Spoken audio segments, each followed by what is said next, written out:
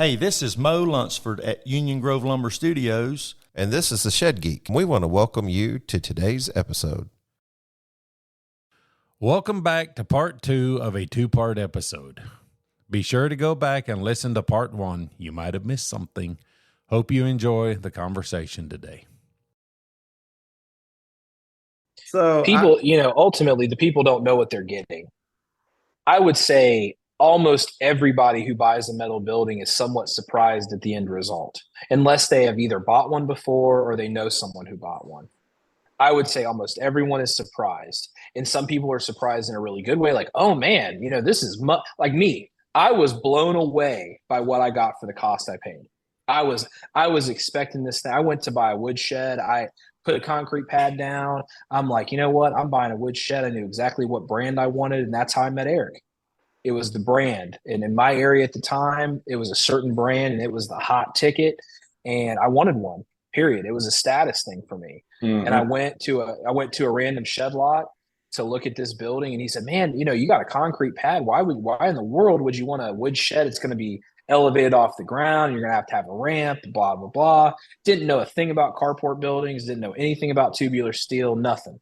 And he's like, man, there's a guy in Huber Heights, Ohio, that sells the same brand as I do. Why don't you go check his building out and come back and we'll talk about it. Well, I went to Huber Heights and never went back. Once I met Eric, I was like, this guy is speaking my language.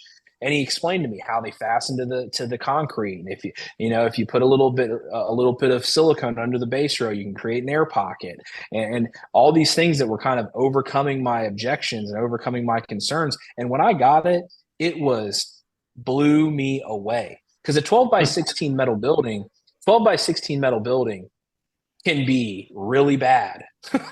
It can be really bad. But I went with the vertical sides. I had a vertical roof. I had all the things, all the bells and whistles that I could get.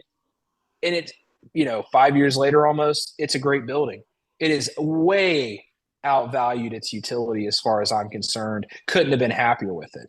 But I know that some customers get them. They're like, man, the screws don't match on this thing. Why didn't you tell me, the screws were going to be galvanized on my green building? Well, I tried. Remember, we talked about color match screws. You didn't want to pay the 3% additional. Or maybe we forgot to mention it. But I know there's little funny nuances, right? Where if every metal building that was sold just had color match screws and everybody just charged for color match screws, boy, wouldn't that be a Renaissance idea? If we just decided one day, hey, we're all going to have color match screws, no more galvanized screws in this industry, we'd have a lot more satisfied customers. That is not an easy fix. Sam can attest to this. That is the one thing, if you're listening to me and you're selling metal buildings, sell the color match screws. Even if you got to eat it, sell them. I am telling 100%. You. I am telling you, color match screws is it. That if there's no galvanized gunshot holes in your brand new building, trust me, you've won. It's that so is the number one. That's the number one.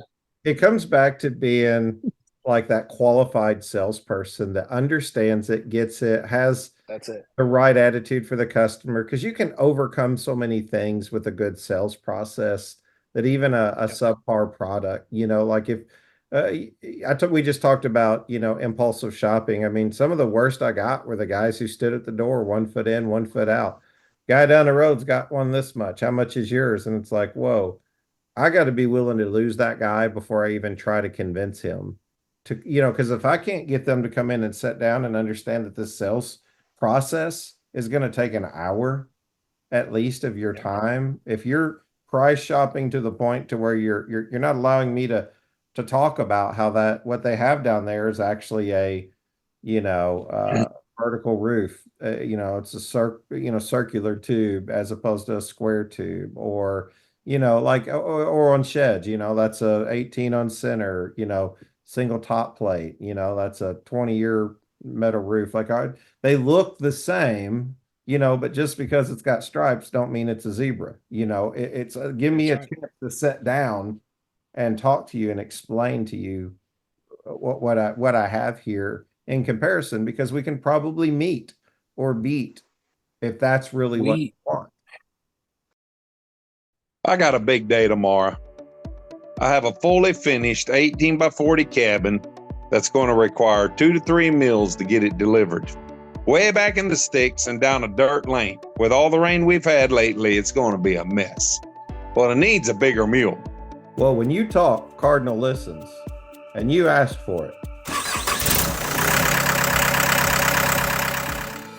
With its diesel-powered 69-horse engine and capacity to move 40,000-pound sheds, the Mule 9069 is ready to turn your big days into just another day in the good life.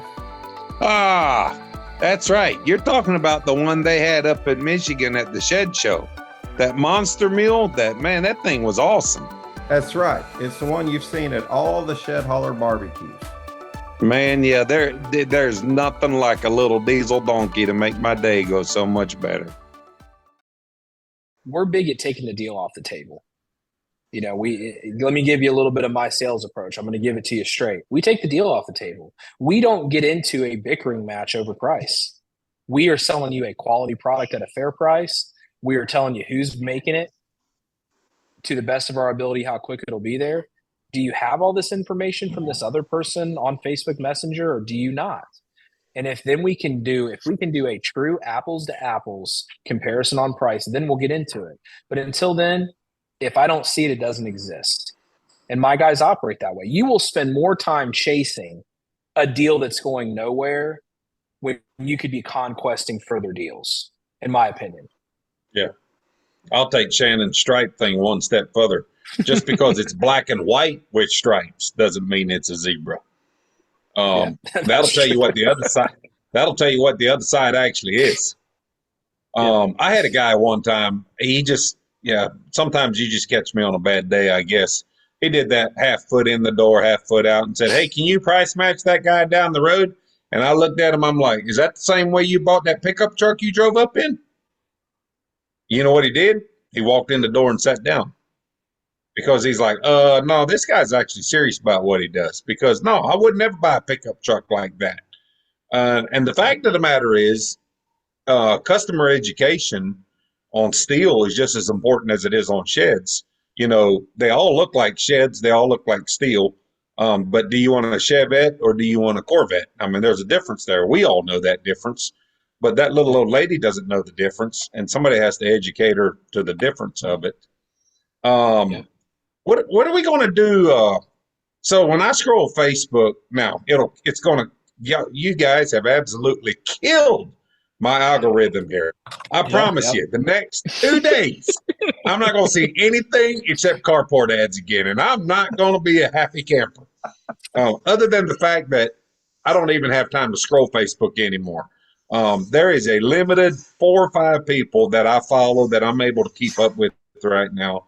Because my notifications are most times between 150 and 250 from my posts on what's going on in Carolinas and Tennessee. So I don't even get to scroll. Yesterday, I got back out of the mountains and I had 100 text messages I had to get through. So my scrolling is very limited right now. But it'll blow up with carport posts again. And here's what I'm going to ask. What are we doing? And this is kind of not just on the side of what I'm seeing on Facebook when I scroll, but I'm hearing this more and more online from our private pages that the national push from carport manufacturers, you mentioned American Steel. I don't know that much about them, but some of the other ones I'm seeing, they're doing their own advertising on Facebook, and now it's starting to follow into the sales professional pages. Hey, if you go with that company, they're actually going to compete against you. Shannon's already backing up. He's like, man, I know he didn't just ask this question. But what are you doing as a dealer? What do you tell other dealers? How are you dealing with the fact that the very people you're selling for are competing with you with huge budgets nationally? I could name 4 or 5 of them, but I sure don't want them to show up on my Facebook again. I know. That are dealers that are pushing. What are we doing with this? Do you have a solution to this? My solution is exactly what we talked about earlier. It's a W-2 sales team that is dedicated to selling good products at a good price. I have continued, and Shannon knows this, my goal is to bring leads into my sales team. If I can hook my pitch up to someone and bring leads into my team, I don't much mind who I sell for. I'm not loyal to anybody. I do have a handful of people that I would jump through a hoop to sell a building for. But, I think for me, I would love to see at some point the industry move towards larger scale dealers, similar to what you see with larger scale manufacturers. Even the biggest players are not that big. The most successful online dealers have very small footprints. They're not really that, there's probably, I mean, Sam, you could correct me if I'm wrong. There's probably like 5 to 10 online major dealers, something like that. All these other, are startups or 1 or 2 man operations. And there's nothing wrong with that. But if the industry does not correct itself, and if conglomerates don't, like if Dayton Barnes got approached by another online sales company that was doing the same thing as us, we would be absolutely foolish not to have a discussion about that. And that's the kind of things that Shannon and I have talked about, right? Just having the discussions. There are a ton of buildings to be sold. I'm not selling all of them. I can't sell all of them right now. I don't have the bandwidth or the utility to do it.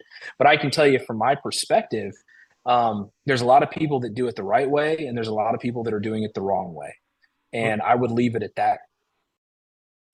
This is the Shed Geek, and I'm here to endorse one of my favorite products, VersaBend from Cold Spring Enterprises. If you are in the carport or metal building business or have been looking to expand into that field, then VersaBend Tube Bender is a must-have.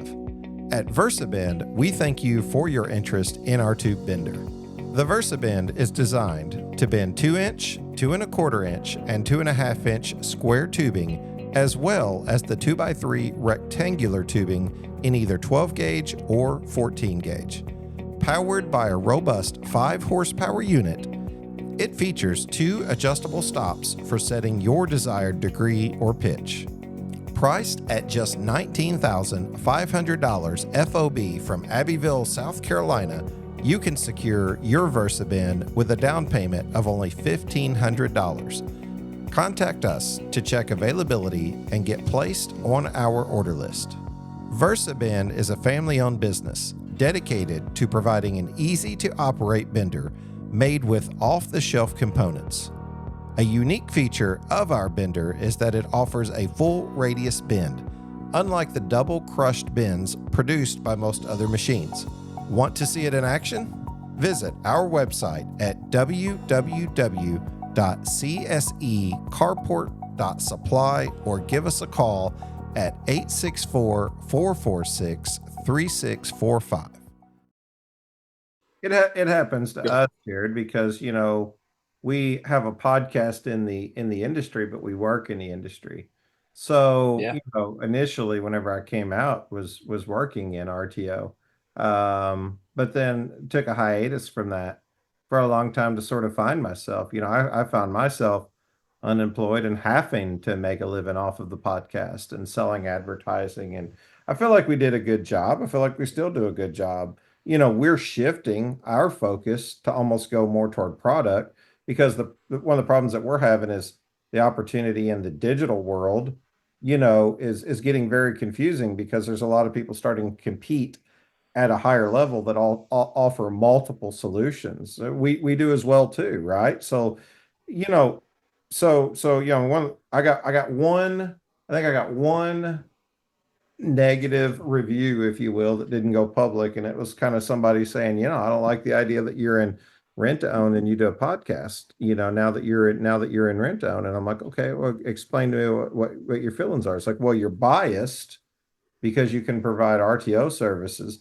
Now you're biased. And I'm like, explain how so, because I want to be a good listener, not just a good talker. And it's like, well, if you're educational, how do we know that you're not educating them to use you or holding back information? I'm like, well, how do you remedy that? The only one ways to remedy that is for you to come on and talk about it.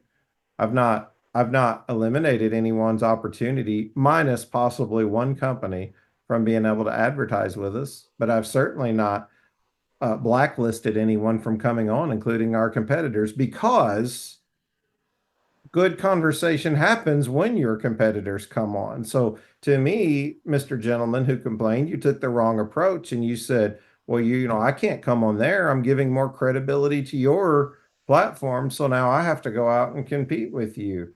And I'm like, well, we're competing to begin with, but why can't we talk even if we have different ideas? Because different ideas are things that the industry needs to hear. We just happen to have a platform that reaches them.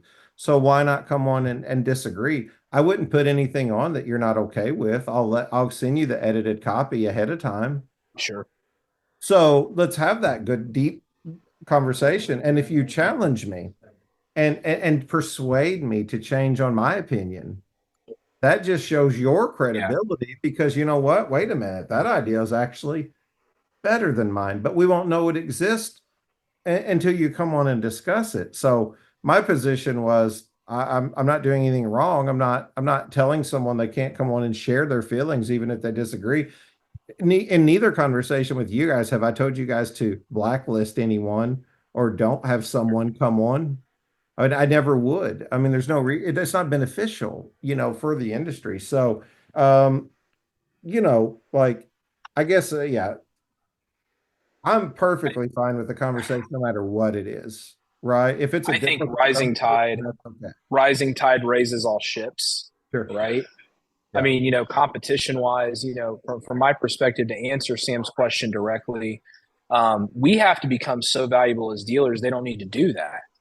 I think let's use this as a perspective.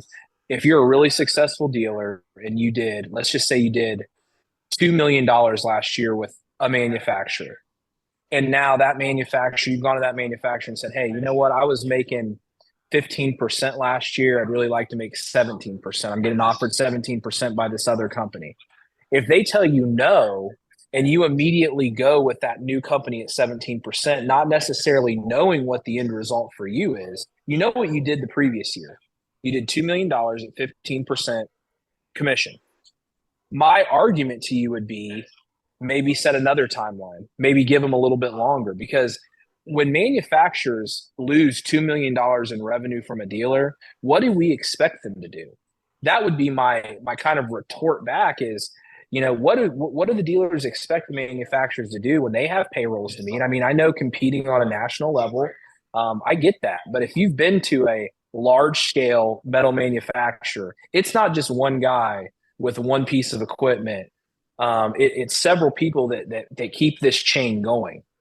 And if you can't do the job that you were hired to do at a commission rate that's acceptable, you have to expect that the manufacturer will step up and introduce training and hire people that are only going to sell their buildings. Period. The end. End of discussion. It's the misinformation. I think that the misinformation and the assumed misinformation is really, really, really like, oh, it's tiresome, because you're like, do I defend myself? Do I not say nothing? I met with someone the other day. I don't want to tell who he was or who they was talking about, but his comments were, yeah, we were warned not to use Shed Geek Marketing because they're just going to take all of our dealer network. And I was like, I was scratching my head because I was just like, it's so far off that I can't even comprehend where they came up with the idea. Like you could call me out on that publicly on Facebook, on a podcast, on anything. I don't even know where that idea came from. And I have this person out here spreading this misinformation to simple minds who are going to agree with it. And I'm bewildered going, I've got to go defend that position. Do I do it on the podcast? Do I do nothing at all? Say nothing and just be who I am. It's wild because I'd rather that gentleman call me up and say, is this the case? And I'd say no, and this is why. It doesn't even make sense. Why would I want your dealer network? Like your dealer, like especially in Shed Geek Marketing, because most dealers can't, I mean this in a kind way, they're not in a financial position at 10% to pay for adequate marketing. It is really the manufacturer who's going to have a better like path forward to applying 3 to 4% of the revenue towards a marketing budget for everyone. Like that's the struggle that we have now. We have dealers call us and they're like, can you work with us? And we're like, maybe we can put out a master class where it's, you can do it yourself and you can subscribe. we talked about that. You know what I mean? And so We give us talked about that. time, and if we can find time, we can do it where you can learn how to do it yourself. But to give away all of our value, right? We can't do that. I mean, we do a lot of that on the podcast for free, if you just have the ears to listen. But so it's filtering the misinformation, more than I anything. will tell you this, Sam, to go off what you said. I have a manufacturer that gives me leads regionally based on my location when they get certain leads in my area. And I would encourage metal manufacturers to partner. I think if you're a metal manufacturer and you're listening to this podcast, you are wasting time and money and energy doing something you're not particularly good at, which is selling the product because you've had dealers for years do it for you. You're not going to want to hire a sales manager. You're not going to want to hire and train however many reps you're going to have in the office. That's not something you want to take responsibility for. My encouragement and ask would be trust the dealers that you have that are doing a really good job for you, especially someone like me that has a team of people here that eat and sleep and breathe metal buildings. And I mean, I've said this to Shannon, if I could find a manufacturer that touches all the states I need to service, I would work exclusively if I got the leads paid for. My advertising is the single biggest expense I have outside payroll, period. To stay competitive, I have to advertise constantly. It is expensive. And we are competing against the people we are selling for. That's the biggest issue that I have. I could care less if they want to sell them themselves. I beat manufacturers all the time. And I know it happens. I've gotten calls from customers. Well, I got a quote directly from the manufacturer that you quoted me with, and it's the same price. Why wouldn't I just buy from them? Well, what happens if something goes wrong with the building? Is there anybody going to go to bat for you? I do several $1 million with this said manufacturer, and I can cut that off like a faucet. I can turn off the flow right now if I don't feel like they're doing you a good service. What do you think is going to happen if for some reason something goes wrong and you're dealing with one person? It's always good to have an advocate. I'd pay for an advocate. And by the way, I can also save you $500 on that down deposit because that's the ability that I have as a dealer to negotiate my rate. Now, am I going to race to the bottom? Am I going to give them all my commission? Absolutely not. I will not do that. Manufacturers, some of my guys do. Introducing the Challenger, the revolutionary new shed mover that's taking the industry by storm. The Challenger features a touchless design, ensuring it only makes contact at the end of the skids and the bottom of the floor joists, so rest easy knowing your gable walls will remain pristine. Worried about reliability? Fear not, the Challenger is always up for the challenge and will not overturn or scuff your shed. Harness the power of innovative wireless technology. Remotely control the Challenger via your smartphone. No cell service needed. And guess what? The cell phone remote comes standard with every Challenger at no extra cost. Featuring floating forks, a 4-directional tilting mast, and sliding weight transfer, move the shed weight precisely where you need it to get ultimate traction. With self-loading capability, straight onto your truck, say goodbye to the need for a hydraulic carriage. The Challenger makes your job easy and more efficient. Choose from 2 machine sizes, 10,000 pounds and 15,000 pounds. Perfect for any job. Visit www.shedchallenger.com or email us at info@shedchallenger.com or call or text 828-220-3508 for more information. Experience the future of shed moving with the Challenger. Manufacturers want their dealers to do well. I know that Yes. might be hard to believe, but manufacturers could eliminate a dealer network and go 100% digital and may even have more success or may have a less than positive experience. However, that's one cool thing about the shed side is they have stuck to their dealer network. The question is, are you sticking with your manufacturer back? Because we can really probably show pros and cons to both sides. but they have left their dealer network. Most of them have left their dealer network alone. The only problem becomes when the dealer's not willing to participate in the additions that they're bringing to the table. That manufacturer is going to assume that responsibility themselves. If I was a Hmm. manufacturer and I paid for your leads and you didn't pick up the phone or follow up the lead, I'm probably going to quit sending you those leads and I'm probably going to get them myself. And some of those that I know have still sold it and either sent the full commission or half commission to that dealer. And I'm like, wow, that's dedication to your dealer network right Yeah, there, because they really don't deserve that if they're not willing to learn or invest. I mean, Jared, anything you're going to be good at it, like that's right. That's right. Yeah, I Well, think that's Shannon and Shannon knows I feel this way about with sheds. We have constantly looked for somebody who will send us shed leads. I've put feelers out there about potentially having other avenues to do that. We're really happy with our current shed manufacturer, but I can tell you some of the reasons why we switched from a dealer perspective, right, was the manufacturer we might have worked with 5 years ago wasn't cool with us selling metal buildings. They didn't like that. It made them uncomfortable. So we sat out for a year.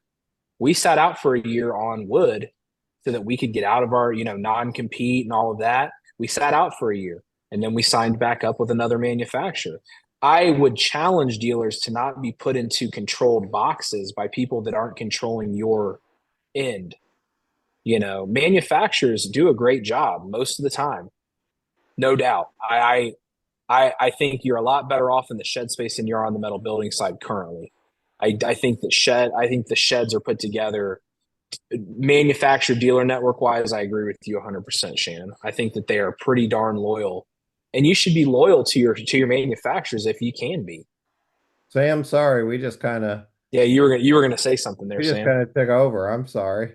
well, no, it's so there's two things I'm tracking here on that I want to follow up on, and it's the first thing is Shannon and I have sat in offices and seen the leads that weren't followed up on, and not I'm not talking about 10, I'm not talking about 20, I'm not talking about a couple dozen, hundreds of I leads know. that were handed to dealers that were never followed up on. So I get the whole argument about you can have a national company that can do some of your marketing stuff. They have the power, they have the ability to do it. Turn them over to dealers. When I asked you that question, that was already in my mind before you even answered it. Was when I hear these conversations on the some of the sales professional pages, it's I know the answer. I see it in the back. I see it all the time in the back office. It's like, well, how many of those leads, were you given any leads? Did you follow up on them? Did you follow up on them twice, three times? Where'd they go? That's the first thing. The second thing, so if you would have asked me, I want to hide under my hat on this one. If you would have asked me 2 years ago, what is the perfect shed company? What's the best way if I had $10 million to burn, what's the best way to do it in the shed industry? I would have told you I'm going to put me a plant up. I'm going to get me 2 rigs and I'm going to put me 5 lots in and I'm going to have my own backing for my rent done. In other words, I'm going to do all of it in house. Less than 5% of people have the capability of doing that because we've got to a point to where our customers, I think I can blame the customer. We do enough research as customers. We look at reviews, we follow what's going on. Before we ever get to that lot, we've already done a bunch of research. If I'm really good at building a shed, there's no way I'm good enough to sell a shed. There's no way I'm good enough to haul a shed. There's no way. I know of very few companies that can run all of them at the best of their abilities. We have professionals at every level that can do it better. And not only that, the risk it takes out of your company. I think I can say this. If you're a national shed company right now and you're hauling your own sheds, you're crazy. Absolutely crazy. You're running $100 million company and you have a driver out there that's having a bad day. Your company is having a worse day from the risk it's at. It blows my mind. And I don't care how many LLCs you start. There's a case in Georgia right now to where they're going back and they're looking at the LLCs involved, and they're saying, hey, this LLC was paid 80% of what you were doing. That's still tied to you. They're not.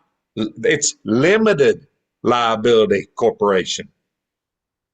That should give you a hint right there. You can go build all the LLCs you want to, and if you're still showing it, you're talking about 10, the W-9 versus the W-2 guys. I grew up in construction. We played that game for years and years, and it's all good and fine until your best friend falls down the elevator shaft and dies. And then OSHA shows up, and then everybody shows up, and they're like, what's a ghost policy? That's a true story. Yeah. That's what happens in these cases. Now, can you use the 1099s if you want to? Sure, you can. There's ways to do it. There's legit ways that you can. I got a guy that works for me right now. He's 1099. I don't control his hours. I don't control what he does. He can go work for other people. He does. You know what I'm saying? There's legit ways to use subcontractors. There is better ways, as Apostle Paul says, and yet I show you a better way. So where I'm going with my whole mini rant here is the fact that you can't do it all as good as it could be done. You can do it. Sure. And if that's the way you want to do it, my hat's off to you. You run a good company. Hey, I love it. But at some point, you're going to get to a place. Oh, I'm there right now. I'm running at 250% capacity right now. I am way past where I need to be right now. But I said I'm going to do it, and I'm going to follow up on it. And in this case, I'm doing it for free, so I can't go hire the people I need. But I don't understand why we get into this frame that, hey, you know what? We're good at building sheds. I bet we know how to haul sheds. Hey, we're good at hauling sheds and building sheds. I bet we're good at doing our own rent to own. Any vertically integrated. I can't stress that. I can't stress my agreement enough. Any vertically integrated shed company, knows the battles and the struggles that come with that, because you're not just starting one company, you're now starting 5 or 6, and you're trying to make it all work under one umbrella. And I mean, we know that at Shed Geek because of all of our affiliates and what we've done.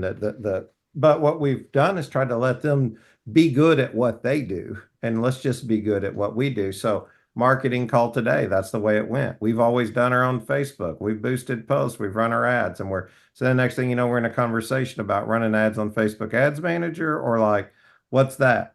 Okay, well, that's a totally different thing. Sponsored post versus boosted posts. They're like, ads are ads, right? Advertisement, Facebook's Facebook. And you're like, no, now we're consulting. Now we're no longer a marketing company, because now we're taking an hour in the customer acquisition phase to be like, let's break all of it down for you so that you understand it. If you don't, nothing saying you can't go do any of this better than us. Just saying this is where we at in our value prop. This is what we offer. And the gentleman said, you guys just know what you're doing, and we've heard that. Well, we were thankful for that. That's a good thing to know and to hear. But we were like, well, hey, you know what you're doing, and we've heard that too. But if we tried to do what you do, we would look less than stellar at it, right? If you want me to build a shed, I'm going to do an okay job. It's going to simulate a shed. It'll look pretty close, but I can't do all things well. I can't haul a shed well, but I bet I can get it there. It just ain't going to be what it needs to be once it happens, right? So the way I relate it is to a customer who comes in and says, I can build it myself. Of course you can. Maybe. Let's get through the conversation to be like, I mean, you can cook all of your own meals at home, but you choose to go eat for a reason. I mean, you could do anything that you want. You're right. But you will run out of time because you're one man in 24 hours. And whenever you're a small company, you're wearing a lot of hats. You realize that really quick. So you got to ask yourself, how do I set my business up in a way that I budget toward the appropriate things that I need? I'm only supposed to be living off a percentage of it anyway. Oh, I made $1 million in sales. Doesn't mean you made $1 million. Look at your P&Ls. You made, $200,000 or whatever it was. That's your spending budget, So it's just, I don't know. You gotta, to answer your question, I don't know there's some companies that do it well to stay vertically integrated. And I'm sure if you had $10 million, Sam, that's probably true. And the caveat to that would be like, who's going to possibly give you $10 million without wanting to earn something back on that, right?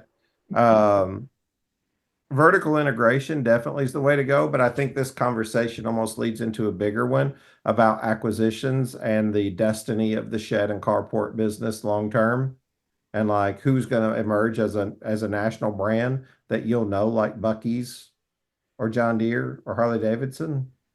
Do we have one of those already? And if not, who's it going to be? Because there's a couple guys out there hungry that are going for it right now. And you want to sell? I mean, what do you want to do? Figure out find your why. Simon Sinek. Figure out what you want to do. If you've been building sheds for 40 years or 30 or 20, and you wake up one day and you go, I don't even know why I'm doing this anymore. I don't know why I want to do this. Ain't even my heart. My heart's ministry. I want to go do something. I want to go serve the Lord and save souls. And right. Well, you can use your business to do it, or maybe you want to sell out and go jump into it full time. But those are struggles we all have. That's why I love the podcast, bro. It talks about more than sheds and carports, guys. I mean, we're deep in it at this point. I don't even know where we started. I don't even know what you asked, and then we got here somehow. But I do. The conversation. Unlock the power of productivity with Cardinal Leasing. Are you looking to elevate your business operations with top-tier equipment? Look no further than Cardinal Leasing. We offer a wide range of reliable and high-quality equipment tailored to meet your unique needs. Flexible leasing options. Whether you need short-term rentals or long-term solutions, our customizable leasing plans are designed to provide maximum flexibility and affordability. Conventional financing available. Cardinal Leasing also offers great conventional finance options for those of you that prefer that over-lease purchase options. Expert support. Our team of experienced professionals is here to guide you every step of the way, ensuring a seamless leasing experience. Boost efficiency. With our top-of-the-line equipment, you can enhance productivity, reduce downtime, and achieve your business goals faster. Why choose Cardinal Leasing? Competitive rates, exceptional customer service, hassle-free process, quick and easy approvals. Don't let outdated equipment hold you back. Partner with Cardinal Leasing today and take your business to the next level. Contact us now.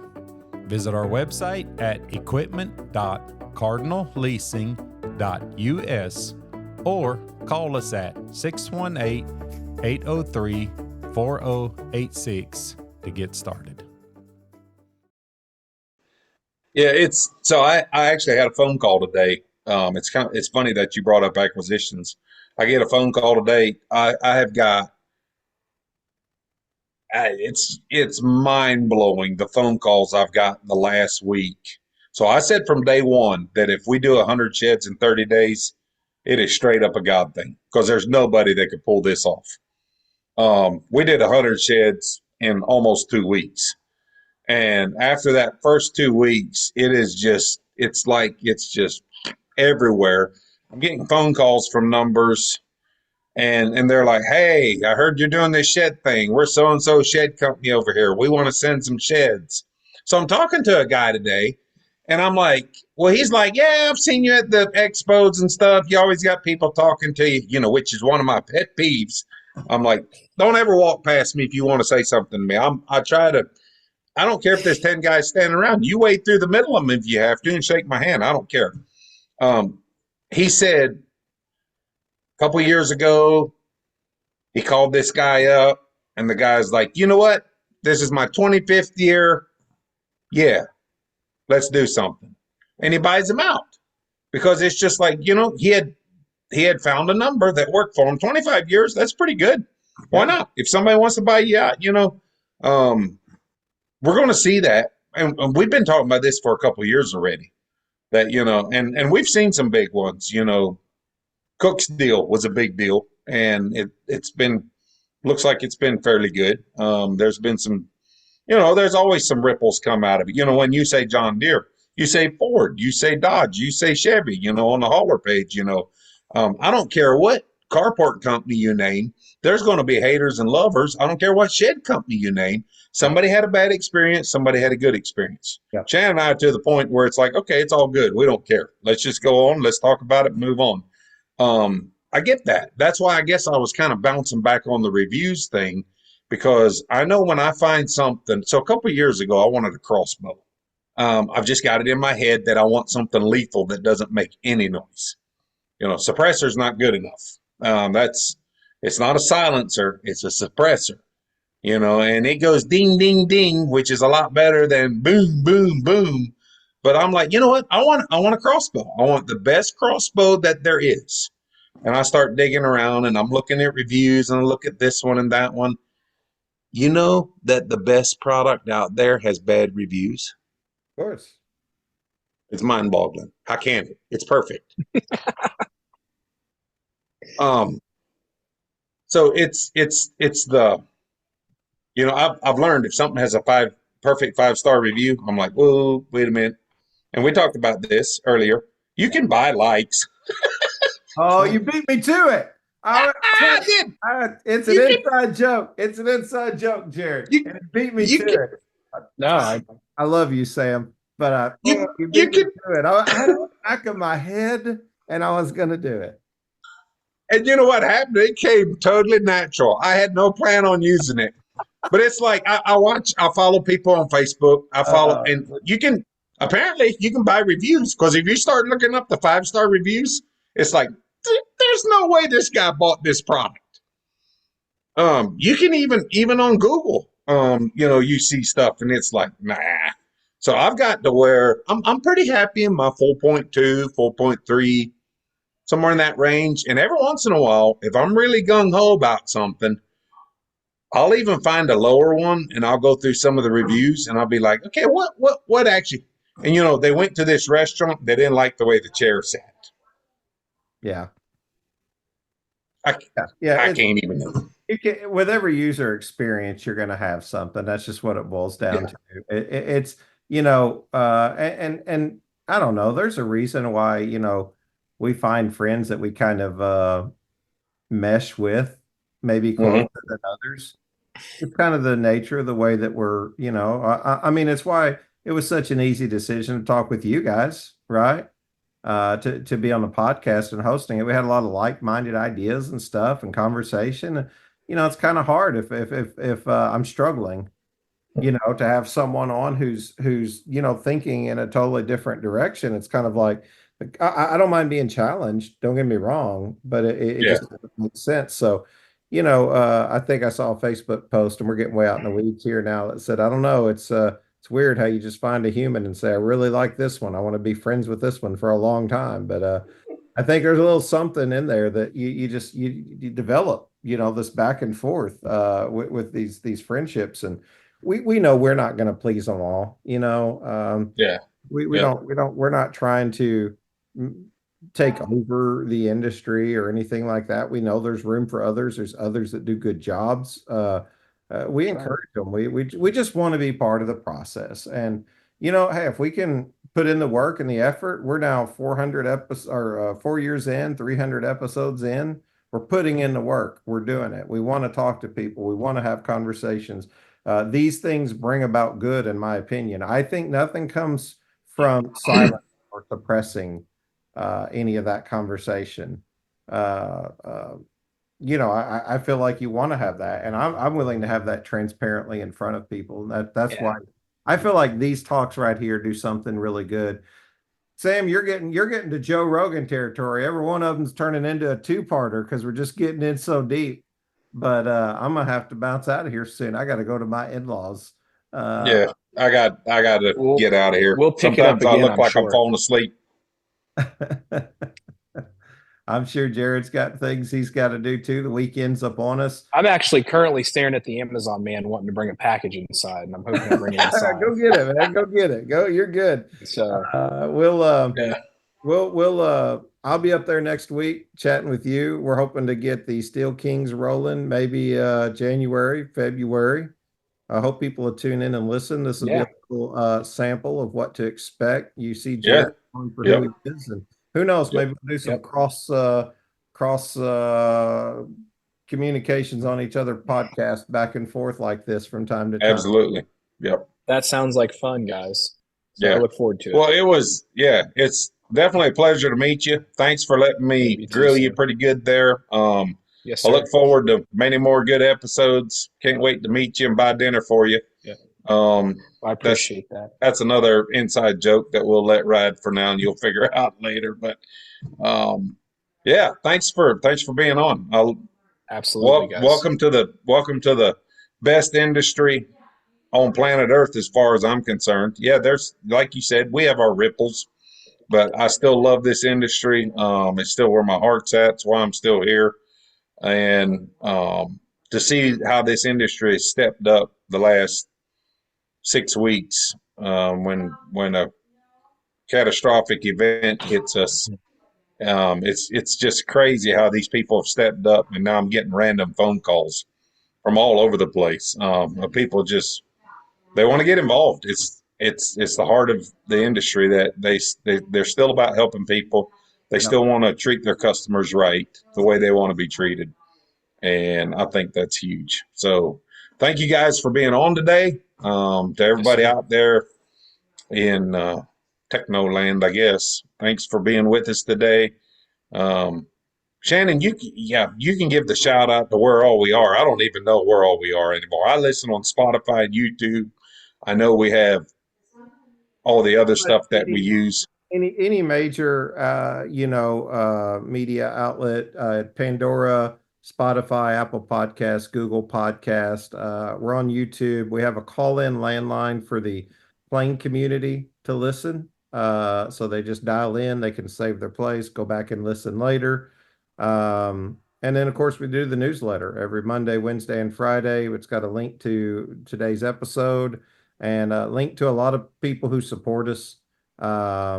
Encourage you guys to go click on their stuff, take a look at it, buy something from them, give them a shout out, tell them Shed Geek or one of us sent you over there. And that means a lot that they would invest into us. So we want to invest into them.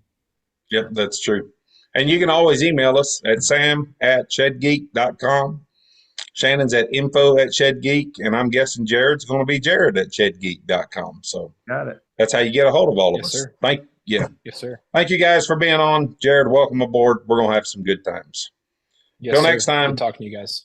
Yep. Till next time. See y'all. Hey, this is Mo Lunsford here at the Union Grove Lumber Studios, and we want to wish you a very Merry Christmas.